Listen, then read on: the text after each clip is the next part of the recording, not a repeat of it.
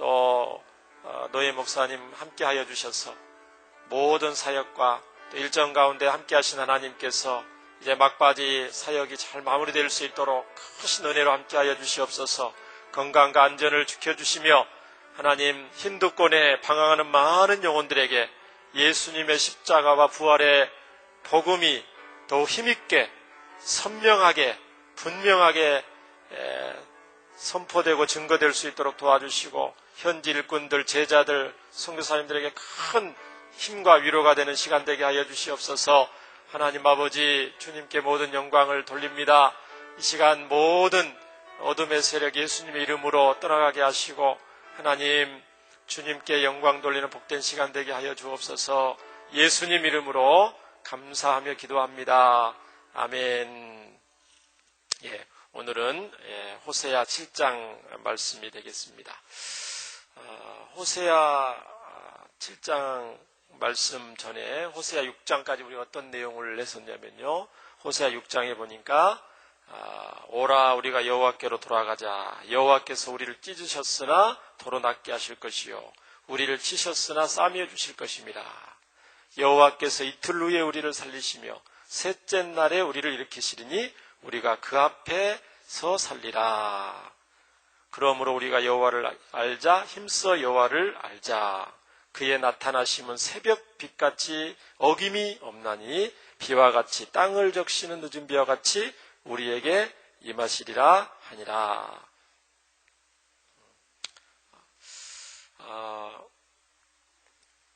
호세아 말씀을 이렇게 나누고 있는데요. 성경에 보면 하나님의 꿈이 있습니다. 우리 하나님께 이 꿈이 있어요. 그 꿈을 신학적인 용어로 인류 구원의 계획, 구속사라고 그러죠. 구속사. 인류를 죄로 인해서 멸망받을 수밖에 없는 인류를 구원코자 하시는 원대한 그 꿈과 계획이 성경에 나와 있습니다. 그 중에서 하나님 어떻게 인류를 구원하시려고 했냐면 한 사람 아브라함을 부르시는 걸로 시작을 해서 이스라엘이라는 세상 수많은 민족 중에서 한 민족을 선택을 하셨죠. 그러면서 출애굽기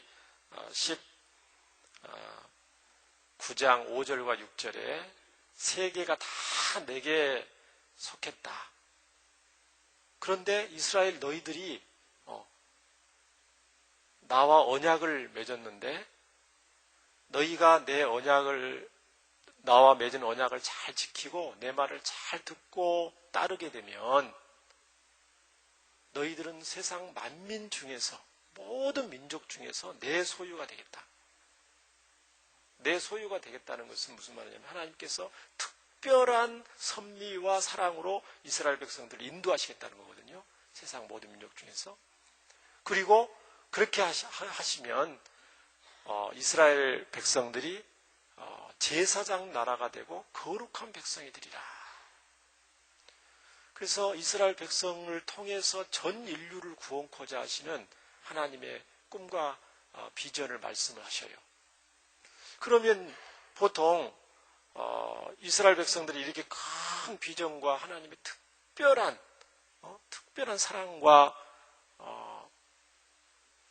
그런 인도함을 받았으니까 보통 같으면 하나님께 너무 감사해서 하나님 앞에 충성하고 좌로나 우로나 치우치지 않고 한눈 팔지 않고 똑바로 하나님을 잘 섬겼으면 좋겠는데 우리 구약의 역사를 보면은 그렇지를 못했죠. 애굽에서 노예 생활할 때 나오자마자 원망불평하잖아요. 광야에서 원망불평하고 또 약속의 땅 가나안 땅에 들어가서 하나님께서 모든 원수를 다 물리쳐 주시고 약속의 땅 가나안 땅을 주시니까 거기에서 정말 하나님을 잘 섬겨야 될 건데 그러지 못하고 이방 가나안 종교의 동화가 되는 모습을 보게 됩니다. 하나님이 속이 너무 타시겠죠. 배은망덕한 이스라엘을 하나님이 경험을 하십니다. 그러면 하나님은 여러 선지자들을 통해서 이스라엘 백성들을 구원하자 하시고, 때로는 경고도 하시고, 때로는 타일러 보기도 하시고, 때로는 여러 말로 권면도 하시고 하는데도 불구하고 이스라엘 백성들이 전혀 변화가 없어요. 호세아 선지자 통해서 우리가 호세아 말씀 살펴봤듯이 하나님은 이스라엘 백성들과 결혼을 하셨거든요. 하나님이 신랑이 되시고 이스라엘 백성들은 신부가 됐거든요. 그 결혼 비유를 통해서 이스라엘 백성들이 얼마나 하나님의 마음을 아프게 하고 하나님의 은혜를 저버리고 딴 길로 가려는 그런 모습을 우리가 볼 수가 있어요. 영적으로 말하면 이스라엘 백성들이 지금 심히 중병에 걸려있는 상태거든요. 그냥 감기 정도가 아니고 거의 이제 죽을 날이 얼마 남지 않는 그런 지금 상태거든요. 그러면 보통 사람 같으면 이스라엘 민족만 있는 것도 아니고 다른 민족, 하나님 말씀을 잘 듣고 따를 수 있는 그런 민족을 선택하면 좋겠는데 하나님은 결코 이스라엘 백성들을 포기하지 않으십니다.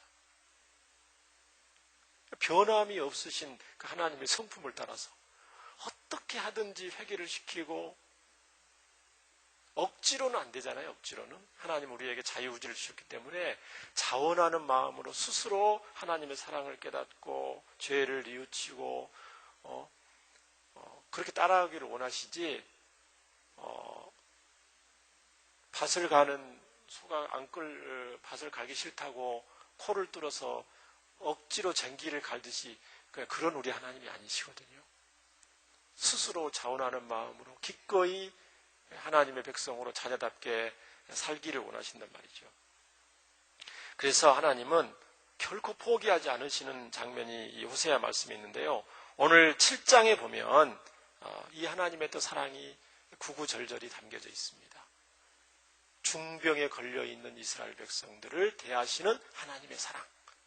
오늘 이 밤에 오신 우리 사랑하는 성도님들, 이 하나님의 마음을 느끼시고 이스라엘 백성들 이렇게 사랑하셨다면 저와 여러분도 동일한 마음으로 사랑하신답니다. 우리가 엄청 힘을 얻을 수가 있죠. 우리는 하나님 앞에 잘하고자 하지만은 또 바르게 살고자 하지만 세상에 살다 보면 세상의 악한 영향, 죄의 영향을 받게 되고 우리의 속사람의 어떤 부패한 본성의 영향을 받게 되고 하나님의 마음을 아프게 할 때가 얼마나 많아요. 그리고 우리 스스로도 때로는 하나님 앞에 나아가기 부끄러울 때도 많고 이런 나를 하나님이 변함없이 사랑하실까? 한두 번이어야죠. 그렇죠? 근데 하나님 오늘 말씀을 보면 하나님이 얼마나 이런 우리를 변함없이 사랑하시는가 알 수가 있습니다. 1절부터 보면요. 내가 이스라엘을 치료하려 할 때에 에브라임의 죄와 사마리아의 악이 드러나도다. 그들은 거짓을 행하며 안으로 들어가 노략질하고 밖으로 떼지어 노략질하며 그랬습니다. 자, 이런 중병에 걸린 이스라엘 백성들을 하나님이 치료하려고 딱 봤더니 영적 의사가 되셔서 한번 이스라엘 백성들을 딱 봤더니 이스라엘의 죄악이 이제 드러나는 거예요. 거짓을 행하고 도둑질을 하고 떼지어 노략질하는 그런 모습. 하나님을 떠나니까 도덕적으로도 심히 부패하죠. 말로 표현할 수가 없습니다. 구약 성경 읽어보면 어떻게 하나님의 거룩한 백성이라고 할 수 있을까? 이방 족속들과 별반 다름없는 그런 모습을 볼 수가 있어요. 또 2절도 보세요. 내가 모든 악을 기억하였음을 그들이 마음에 생각하지 아니하거니와. 하나님이 모든 것을 다 일거수일투족을 보고 계신다. 이것을 전혀 의식하지 않고 생각지도 않고 이제 그들의 행위가 그들을 애워싸고 내 얼굴 앞에 있도다. 하나님의 얼굴 앞에 죄로 만신창이가 되고 죄로 디범벅이 된 상태로 하나님의 치료를 받기 위해서 누워있는 이스라엘의 그런 모습을 볼 수가 있습니다. 내가 이스라엘을 치료하려 할 때에 내 얼굴 앞에 그들의 죄가 있도다. 이렇게 말씀하십니다. 우리 하나님은 치료하시는 하나님이신 줄 믿습니다. 우리 하나님은 치료의 전문가십니다. 치료의 전문가. 문제 해결의 전문가시고 어떤 영적인 또 육적인 문제가 있고 죄가 있더라도 하나님 앞에로 있는 모습 그대로 나가기만 하면 치료되지 않을 문제, 치료되지 않을 죄가 없는 줄 믿습니다. 예수님도 신약 성경에 보면 치료의 역사를 많이 하시는 것을 볼 수가 있습니다. 마가복음 2장 17절에 예수님 이런 말씀하셔요. 건강한 자에게는 의원이 쓸데없고 병든 자에게라야 쓸데있나니 나는 의인을 부르러 온 것이 아니요 뭐를 부르러 왔다고요? 죄인을 부르러 왔노라. 그렇죠? 죄인을 부르기 위해서 내가 왔다. 그러면 예수님이 죄인된 영혼들을 부르러 오셔서 무슨 일을 하셨나요? 그 죄를 위해서 무슨 일을 하셨습니까? 그 죄 문제를 치료하시기 위해서 영적 의사로서 예수님은 무슨 일을 하셨죠? 저와 여러분을 위해서 치료하시기 위해서 십자가에 희생하셨죠? 의사 선생님들은 환자를 수술할 때 각종 수술 도구와 각종 의료기기를 동원해서 또 의학을 이용해서 환자들을 치료하고 수술하고 합니다. 우리 하나님은 영적 의사이신 우리 하나님은 우리 예수님은 영적인 병이 든 하나님의 백성들 자녀들을 치료하실 때 당신의 십자가의 보배 피를 사용하셔서 치료하십니다. 또 예수님은 하나님의 백성들을 치료하실 때 어떻게 치료하셨죠? 복음서에 보면 희생과 죽음을 통해서 치료하신 장면이 많이 나옵니다. 돈을 벌기 위해서 열심히 노력해서 세리가 되었지만 이스라엘 족속들한테 왕따를 당했던 세리 마태가 세간에 앉아서 외롭게 쓸쓸히 앉아있을 때 나를 따라오너라 이렇게 부르신 장면, 세리 마태를 치료하는 장면이죠. 뽕나무에 올라가서 예수님을 바라보면서 예수님께 관심 갖던 키가 작았던 세리장이 삭개오를 부르셨던 그 예수님. 또 남편을 여러 번 교체를 했지만 영적인 갈급함이 해결되지 않는 그런 사마리아 여인을 찾아오셔서 나에게 물을 좀 달라 겸손히 요청하시면서 대화를 시작하시고 그에게 영생수 되시는 예수님을 선물하시는 장면. 이스라엘의 공회 의원으로서 아주 신분과 위치가 뛰어났던 요한복음 3장의 니고데모에게 오셔서 사람이 물과 성령으로 거듭나지 않고는 하나님 나라에 결코 들어갈 수 없다 말씀하시면서 니고데모에게 거듭남의 비밀을 얘기해 주셨던 예수님. 소경 바디메오가 다윗의 자손 예수여 나를 불쌍히 여겨주셔서 말씀했을 때 외면하지 않으시고 그의 아픈 것을 어루만져 주셔서 치료하셨던 분. 또 복음서에 보니까 회당에서 말씀을 전하실 때 한편에 손 마른 사람이 있어요. 손 마른 사람이 있어서 다른 사람들 보기에도 쑥스럽고 자의식이 들고 그럴 건데 그 사람을 불쌍히 여기셔서 부르십니다. 부르셔서 다른 사람 다 보는 앞에서 내 손을 내밀라. 손을 내밀었더니 예수님께서 그 마른 손을 치료하시는 장면이 또 나옵니다. 환자들의 상황에 따라서 가장 적절하게 하나님의 영광을 나타내시면서 하나님의 사랑을 보이셨던 진정한 우리의 치료자 예수님을 찬양합니다. 예수님께서 저와 여러분을 또 어떻게 치료하시나요? 우리가 예수님 믿고 구원을 받았지만 죄에서 구원을 받고 치료를 받고 마귀의 권세로부터 우리가 치료를 받았지만 여전히 우리는 죄악 가운데 살고 있고 지금도 여전히 예수님의 치료를 받아야 하는 가운데 있는 줄 믿습니다. 우리의 약한 부분이 있습니다. 건강하지 않는 부분이 있습니다. 포용력이 부족하고 저 자신을 봤을 때 나도 예수님 통해서 날마다 치료해야 될 부분이 있다. 말씀 앞에서나 기도할 때나 그런 생각이 많이 드는데요.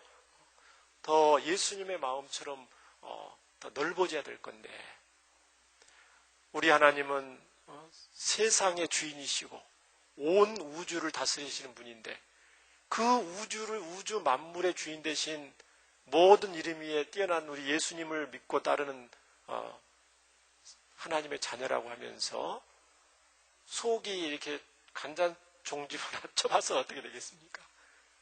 하나님의 자녀면 부모를 닮게 돼 있잖아요. 자녀는 외모도 닮고 성격도 닮죠. 우리 자녀들.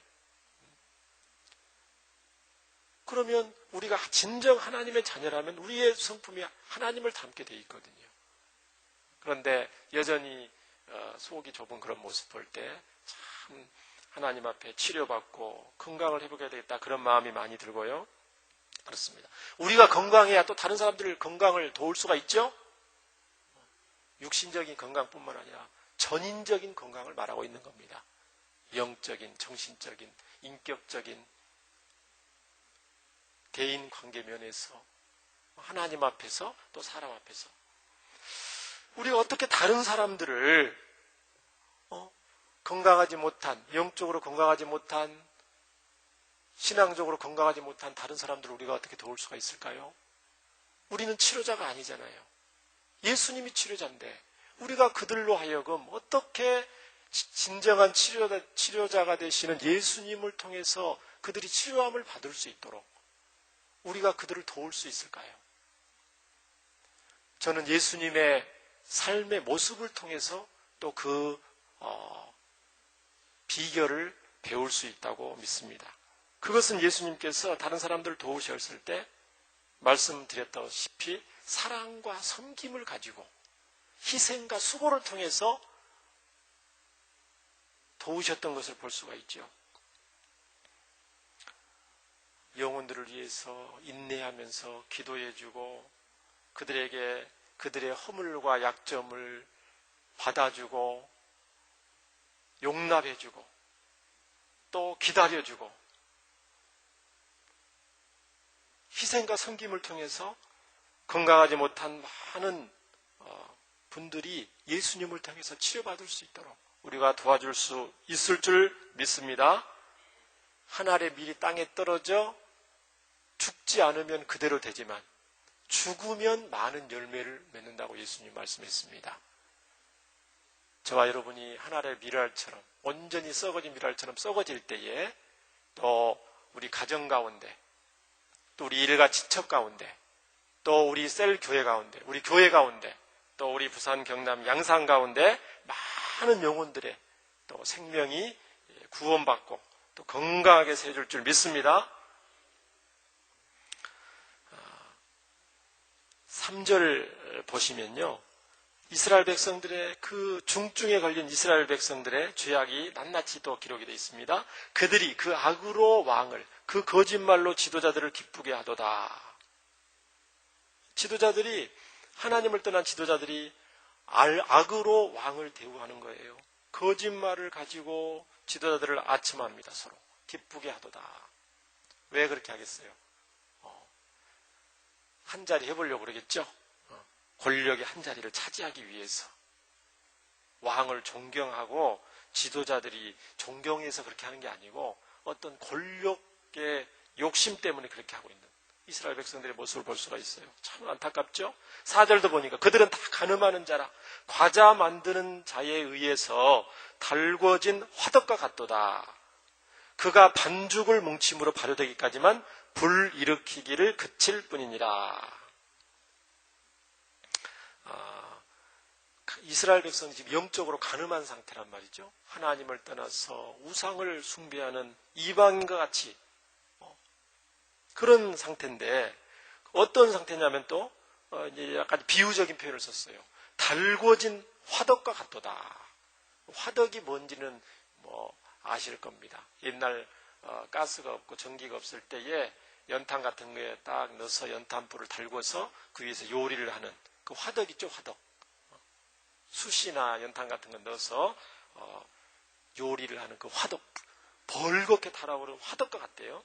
이게 무슨 말이냐면 아주 이스라엘 백성들이 세상의 어떤 추악한 욕심에 불붙어 있는 상태를 우리 하나님이 이렇게 말씀을 하고 계셔요. 반죽할 때까지, 이제 반죽을 해서 화덕이 얹어서 떡을 해서 음식으로 먹을 건데, 반죽을 해서 누룩을 넣어서 그 떡이 부풀어 오를 때까지만 화덕을 좀 꺼놓고 있다가, 이제 발효가 되어서 이제 떡을 할 때쯤 되면 화덕에 이제 불이 달궈져서 호시탐탐 노리고 있는 세상의 어떤 욕심을 챙기기 위해서 그런 모습을 우리 하나님은 묘사하고 있습니다. 우리 왕의 날에 왕이 생일잔치나 왕의 어떤 즉위식 같은데 지도자들은 술의 뜨거움으로 병이 나며 왕은 오만한 자들과 더불어 악수하는도다. 이스라엘 전체가 신랑 하나님을 버리고 악과 거짓으로 또 불법과 탐욕으로 가득 찬 모습을 하나님은 말씀을 하고 있습니다. 사랑하는 성도 여러분, 수요예배 저녁 예배에 나오신 성도 여러분, 저와 여러분은 지금 무엇으로 이렇게 불타고 있습니까? 저와 여러분은 거룩한 열정으로 불타올라야 할 줄 믿습니다. 이스라엘 백성처럼 세상 정욕과 어떤 자기들의 어떤 야망을 불태울 것이 아니고 예수님처럼 한 영혼을 귀하게 여기는 예수님처럼 잃어버린 양을 찾기까지 찾으시는 목자 예수님과 같은 그런 열정을 소유할 수 있기를 주의 이름으로 축원합니다. 바울 사도와 같이 복음을 전하지 않으면 내게 화가 미치리로다. 그런 복음에 대한 열정, 거룩한 열정을 본받을 수 있기를 예수님의 이름으로 축복합니다. 육체의 연단은 약간의 유익이 있지만 경건은 범사에 유익하다. 저희들이 경건 생활에 더욱 힘쓰고 하나님이 기뻐하시는 그런 하나님의 자녀의 모습으로 불타오를 수 있기를 다시 한번 주의 이름으로 부탁을 드립니다. 6절부터 보면요. 그들이 가까이 올 때에 그들의 마음은 간교하여 화덕 같으니 그들의 분내는 밤새도록 차고 아침에 피우는 불꽃 같도다. 화덕이 점점 뜨거워지는 거예요. 밤새도록 잠시 꺼져 있는 듯 하다가 아침이 되자마자 이제 또 타오르는 거예요. 더 큰 죄를 짓기 위해서 짧은 시간 동안 멈춰 있다는 거죠. 이스라엘 백성들의 그 모습이 안타깝죠? 그들이 다 화덕같이 뜨거워져서 그 재판장들을 삼키며 그들의 왕들을 다 엎드러지게 하며 그들 중에는 내게 부르짖는 자가 하나도 없더라. 화덕이 점점 뜨거워져서 재판관들을 다 집어삼키고 왕들까지 다 엎드러지게 하고 무섭죠? 그런 와중에서도 하나님 앞에 도움을 구하기 위해서 부르짖는 자가 하나도 없다고 말씀합니다. 오늘 6절까지는 하나님을 떠난 이스라엘 백성들 안에, 이스라엘 백성들 왕궁 안에 어떤 일이 일어났는가를 우리 하나님은 호세아 선지자를 말씀을 하고 있는데요. 단순히 이 말씀은 이스라엘 백성들의 영적 상태를 문학적으로 비유적으로 표현한 말씀이 아닙니다. 실제적으로 열왕기하 15장 8절부터 31절에 있는 내용을 그대로 지금 표현하고 있는 말씀입니다. 시간이 되면 열왕기하 15장 8절부터 31절 읽어보면 좋겠는데요. 시간 관계상 제가 말씀을 드릴게요. 예수님 오시기 753년, BC 753년부터 어떤 일이 났냐면 30년 동안에 왕이 6번이 바뀌게 됩니다. 왕이 6번 바뀌는데 그 중에서 4번 반란이 일어나서 왕이 칼에 맞아 죽습니다. 4번이나 반란이 일어나서. 어떤 사람은 기록해 보니까 6개월 만에 죽는 왕도 있고요. 어떤 왕은 심지어 반란을 일으켰던 그 왕은 또 한 달 만에 죽는 경우도 있어요. 정말 끔찍하겠죠. 그러면 그렇게 하나님을 떠나니까 완전 이 정치가 또 사회가 엉망진창이 되는 겁니다. 정상적이지 못한 그런 상태이기 때문에 많은 권력자들이 불안에 떨면서 다음 권력을 잡을 사람이 누굴까 보면서 여기에 붙을까 저기에 붙을까 아주 애를 썼겠죠.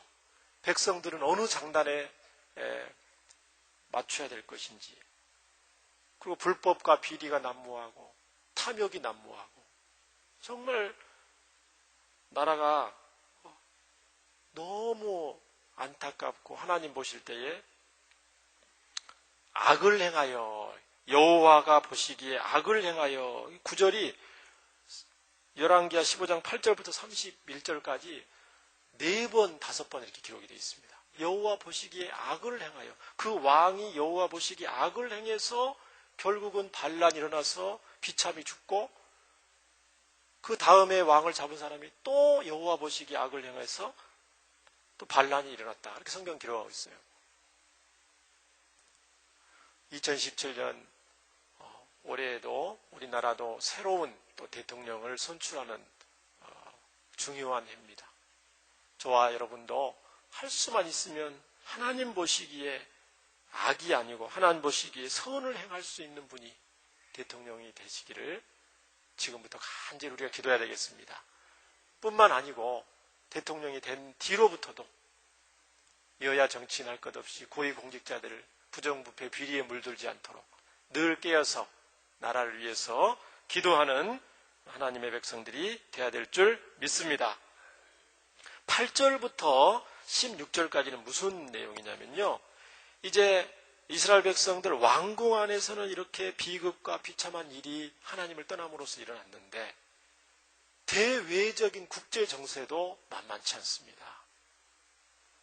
이 국제 정세가요, 이스라엘 백성들이 하나님을 떠나니까 하나님이 강대국을 동원해서 이스라엘 백성들을 훈련을 하십니다. 그런데 얼마나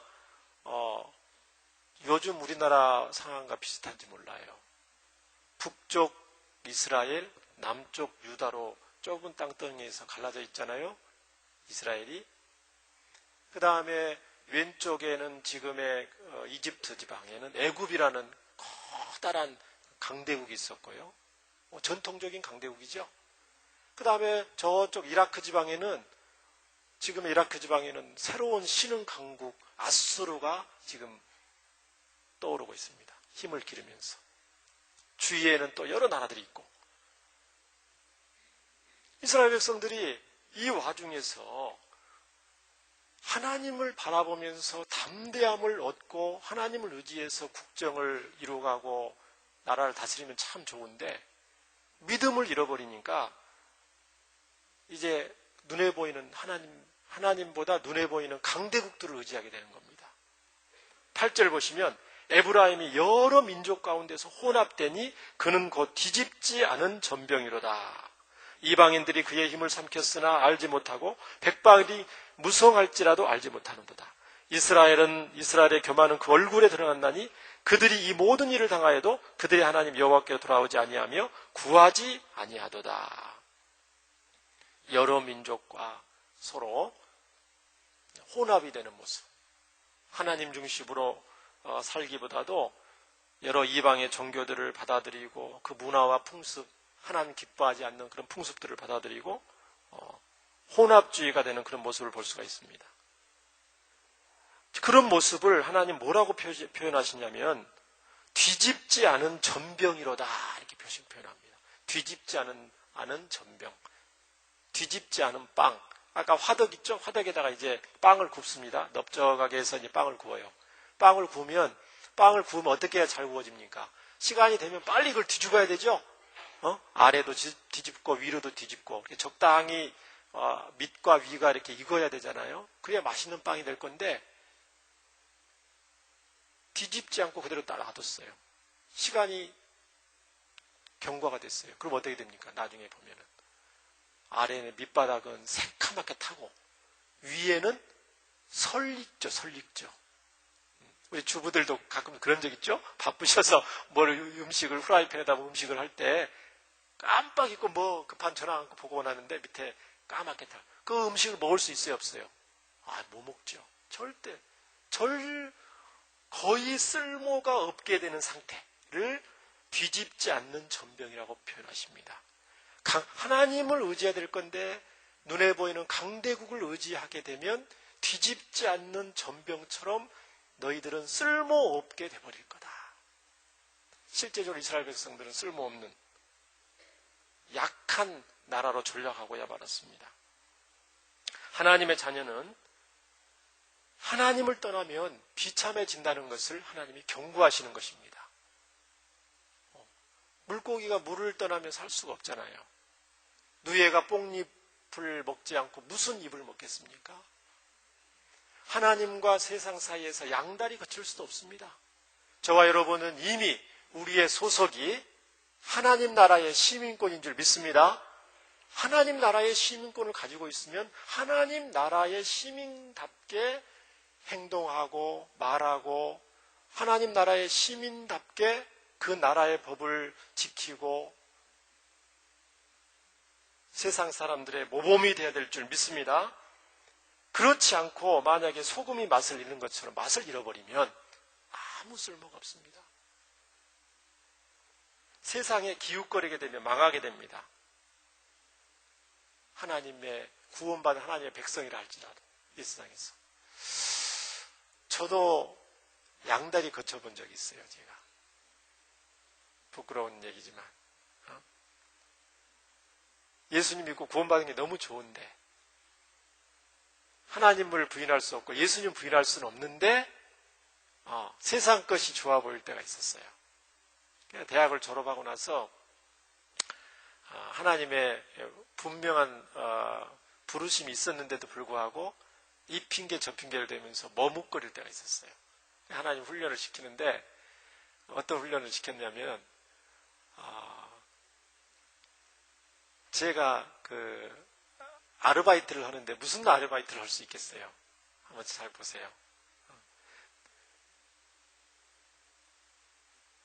제가 학교 다닐 때 주로 그룹으로 아이들 과외 공부를 시키거나 학원에서 이 아이들을 가르치거나 그런 일을 많이 했어요. 그런데 하나님을 떠나고 세상 것에 마음 갖게 되니까 하나님이 저에게 주신 그 가르치는 은사를 하기 싫은 거예요.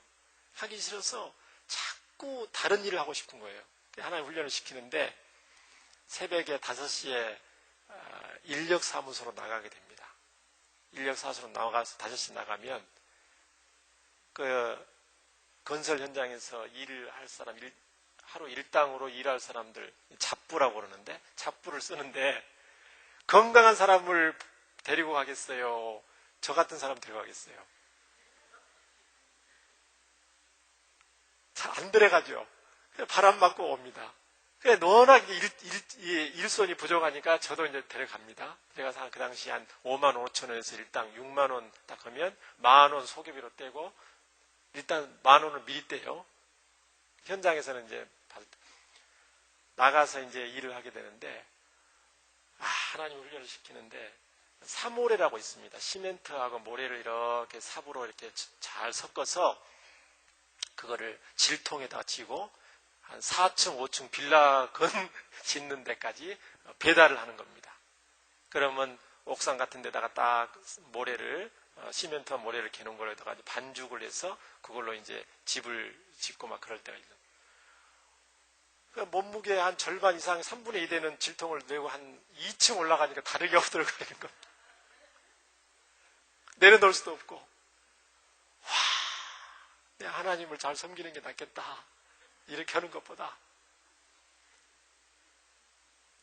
또 벽돌을 지고 또 3층을 올라가는데 다른 사람들은 가득 채워서 벌떡벌떡 올라가는데 저 3분의 2밖에 채우지 않았는데도 2층에서 한 번 쉬고 또 4층 그러면서 제가 가슴에 새겼습니다. 하나님, 나 평생 나 이거 잊지 않기를 원합니다.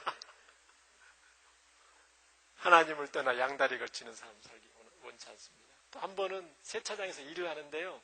죽어라 세차장에서 일을 하는데 세차장 일하기 힘듭니다. 손으로 세차하는 거. 한 달 내내 세차장 일을 하다가 이제 파김치가 돼서 도저히 할 수가 없어요. 체력이 안 돼서.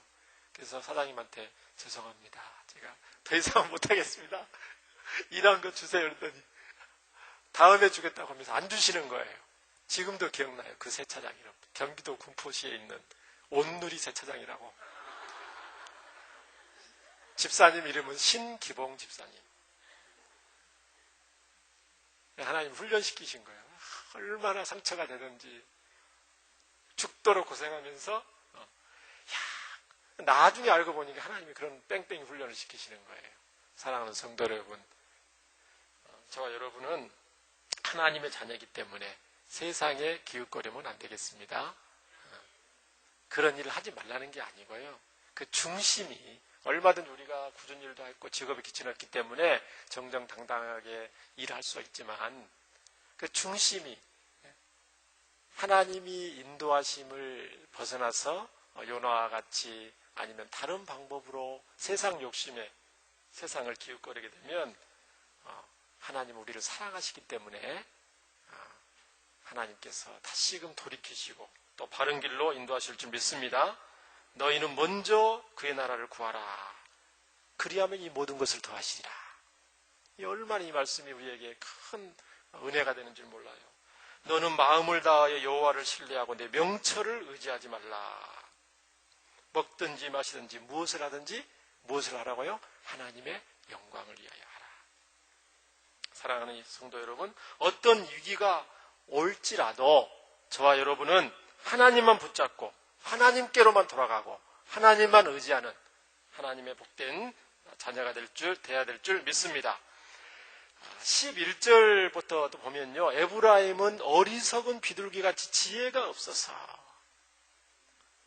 애굽을 향하여 부르짖으며 아수르로 가는도다. 이제 하나님을 떠난 이스라엘 백성들이 그 강대국이 있어요. 강대국이 주위에 강대국이 있으니까 어떻게 해야 우리나라를 유지할 수 있을까? 우리 어떻게 이 급박하게 돌아가는 국제 정세 가운데 우리가 외세의 침략을 받지 않고 우리나라를 꾸려갈 수 있을까? 고민을 하겠지요. 고민을 하는데 하나님께 여쭤보고 하나님께 묻고 하나님의 도움을 구해야 될 건데 자기들은 자기들의 꾀를 내고 지혜를 냅니다. 고관 대작들이 모이고 왕이 모이고 그러는데 그런 모습이 어리석은 비둘기 같아요. 어리석은 비둘기. 왜 어리석은 비둘기였냐면 사냥꾼이 올무를 딱 해서 만들어놨는데 그 어리석은 비둘기가 올무가 있는 줄도 모르고 사냥꾼의 올무로 뛰어가는 모습이에요. 또 구체적으로 애굽을 향하여 부르짖으며 애굽의 도움을 구합니다. 머리를 쓰면서 그래도 뭐니 해도 전통적인 강대국이었던 우리가 애굽을 의지해야 된다. 왜냐하면 애굽과 아수르가 사이가 안 좋거든요. 왜? 강대국끼리는 서로 패권 싸움을 하거든요. 근동 지방이 패권을 놓고 싸우게 되는데 애굽 편에 설 것이냐 아수르 편에 설 것이냐 선택해라 이 말이죠. 그럴 때 머리를 싸면서 애굽을 편을 서기로 이제 결정을 해요. 그리고 애굽한테 도움을 구합니다. 애굽을 향하여 부르짖어요. 도와달라고. 당신들의 말을 잘 듣겠다고. 그래 놓고 생각해 보니까 아수르를 무시할 수 없거든요. 아수르를 무시했다가는 큰코 다쳤다는 소식을 듣거든요. 그랬더니 애굽한테 요청을 해놓고 아수르 편에 돌아섭니다. 정말 어리석죠?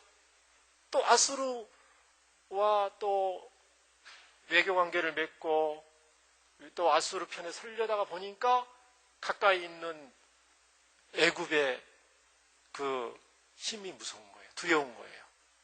이러지도 못하고 저러지도 못하고 그런 우왕좌왕하는 모습. 하나님은 이런 이스라엘의 12절에 보니까 그들이 갈 때에 내가 나의 그물을 그 위에 쳐서 공중의 새처럼 떨어뜨리고 전에 그 회중에 들려준 대로 그들을 징계하리라. 하나님께서 사랑하셔서 이스라엘 백성들을 징계하시겠다고 말씀합니다. 정신을 차리게 하시겠다고 말씀합니다. 하나님을 경외할 때 국제 정세도 하나님께서 교통 정리해 주실 줄 믿습니다. 우리나라도 마찬가지입니다. 우리나라도 주위에 강대국들이 많고 위로는 북한 정권이 있고 우리가 누구를 의지해야 되겠습니까? 우리는 우리나라의 국정과 외교 정책을 결정하는 또 고위 공직자들을 위해서도 우리가 하나님의 합한 대로 결정을 해달라고 간절히 기도하는 성도가 될 줄 믿습니다. 화 있을진저 그들이 나를 떠나 그릇 같음이니라. 패망할진저 그들이 내게 범죄하였음이니라. 내가 그들을 건져주려 하나. 하나님의 마음을 보십시오. 하나님은 할 수만 있으면 건져주려 하나. 이스라엘 백성들이 지금 헤어나지 못할 수렁에 빠져 있잖아요. 하나님의 마음을 보시기 바랍니다. 내가 그들을 건져주려 하나. 그들이 나를 거슬러 거짓을 말하고 성심으로 나를 부르지 아니하였으며. 그게 무슨 말이에요? 나를 불러라. 나의 도움을 구해라. 강대국을 의지하지 말고 눈에 보이는 강대국, 다급하다고 너희들을 진정 도와줄 수 없는, 너희들을 이용해 먹으려고 하지 진정 너희들을 도와줄 수 없는 그 나라들을 의지하지 말고 세상의 주인인 나를 의지하고 나에게 부르짖어라. 이렇게 말씀하시는 우리 하나님의 마음입니다. 오직 침상에서 슬피 부르짖으며 곡식과 새 포도주를 말미암아 모이며 나를 거역하는도다. 그럼에도 불구하고 이스라엘 백성들은 여전히 이 하나님을 외면하고 눈에 보이는 강대국들을 자기들의 지혜를 의지하고 있습니다. 15절 보시면요. 내가 그들 팔을 연습시켜 힘있게 하였으나 그들은 내게 대하여 악을 꾀하는도다. 그들은 돌아오나 높으신 자에게로 돌아오지 아니하니 속이는 활과 같으며 그들의 지도자들은 그 혀의 거친 말로 말미암아 칼에 엎드러지리니 이것이 애굽 땅에서 조롱거리가 되리라. 하나님은 과거 일을 떠올리면서 생각해봐라. 너희가 힘이 없을 때에, 애굽에서 노예 생활할 때에, 광야 생활할 때에 군사력이 강해서도 아니고 백성의 수가 많아서도 아니었지 않느냐. 내가 너희들과 함께함으로 낮에는 구름기둥, 밤에는 불기둥으로 인도하면서 내가 너희들의 진정한 군사력이 되어서 주위에 있는 가나안의 7 족속을 다 물리치면서 여기까지 왔지 않느냐. 팔을 연습시켜 힘있게 하였지 않느냐. 그런데 어떻게 하여 과거의 그런 은혜를 다 잊어먹고 지금 이 모양이 되었느냐. 하나님은 애타는 마음으로 이스라엘 백성들한테 호소하고 있는 말씀이 되겠습니다. 속이는 활과 같다. 활이 이렇게 쏘는데요. 활이 똑바로 이렇게 돼야 되잖아요. 근데 활이 이렇게 휘었어요. 속이는 활, 이렇게 빗나간 활이 됐단 말이죠. 그러면 아무리 화살을 재서 목표물을 겨냥한다 한들 활 자체가 휘었기 때문에 어떻게 목표물을 맞출 수가 있겠습니까? 이스라엘 백성들이 아무리 노력하고 예를 쓰고 머리를 싸매도 활 자체를 똑바로 펴지 않는 이상 이 문제를 해결할 수 없다. 하나님은 안타까워서 말씀을 하는 것입니다. 제발 돌아오라 내 자녀들아. 사랑하는 성도님들, 환난 때에 저와 여러분은 무엇을 의지합니까? 우리가 어떻게 아수르와 애굽을 의지할 수가 있겠습니까? 어떻게 세상 재물과 세상의 권세를 의지할 수가 있겠습니까? 그것들을 의지하다가는 마지막 날 결국은 심판날에 우리를 도와줄 수 없고 다 무익할 뿐만 아니고 우리에게 올무가 될 뿐입니다. 저와 여러분은 오직 하나님만을 의지하는 주의 백성들이 되기를 다시 한번 간절히 부탁을 드립니다. 귀인들을 의지하지 말며 도울 힘이 없는 인생도 의지하지 말라. 시편 146편에 말씀하셨고요. 시편 62편에 이렇게 말씀합니다. 백성들아 시시로 그를 의지하고 그의 앞에 마음을 토하라. 하나님은 우리의 피난처시로다. 여호와는 마음이 상한 자를 가까이 하시고 충심으로 통회하는 자를 구원하시는도다. 내 길을 여호와께 맡기라. 그를 의지하면 그가 이루시고 내 의를 빛같이 나타내시며 내 공의를 정오의 빛같이 하시리로다. 시편 37편 5절과 6절 말씀입니다. 환난 속에서 우리의 요새와 반석 되시는 분은 하나님뿐이십니다.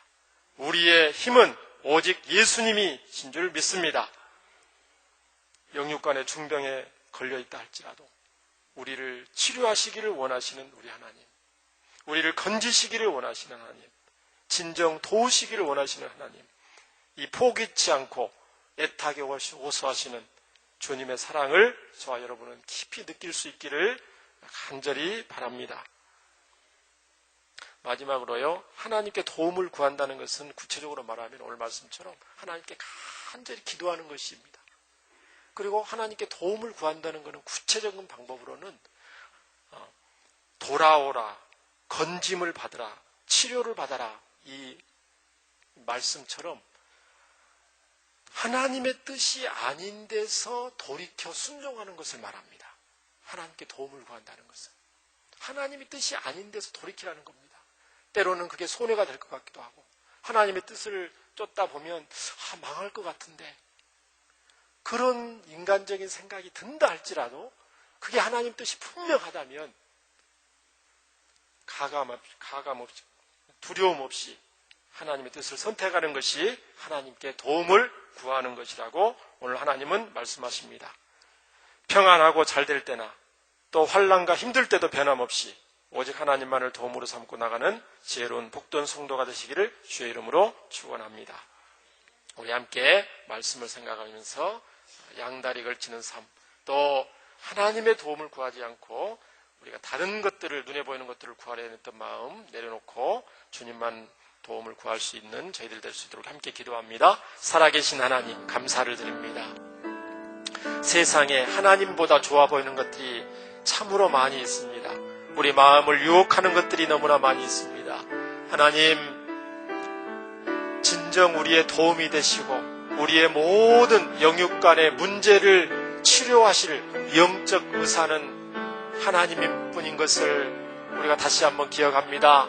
세상과 양다리 걸치고 또 세상에 좋아보는 것에 우리가 마음을 뺏기지 않도록 무릇 지킬 만한 것보다 우리의 마음을 지킬 수 있도록 도와주시고, 하나님, 또 우리 마음 가운데 어떤 환난 가운데서도 우리의 도움이 되시고 진정한 우리의 의지가 되시는 우리 주 예수님 바라보면서 이 환난 중에서도 주님의 도움을 구해서 하나님의 도움을 받고 어떤 어려움도 이겨내고 하나님의 백성으로서 당당히 서가고 또 하나님의 영광을 나타내는 삶을 살기를 원합니다. 저희의 마음과 생각을 지켜주시옵소서. 하나님, 저희들을 붙잡아 주시기를 원합니다. 이 나라 민족을 붙잡아 주시기를 원합니다. 우리 가정을 붙잡아 주시기를 원합니다. 우리 자녀들의 마음을 붙잡아 주시기를 간절히 원합니다. 하나님,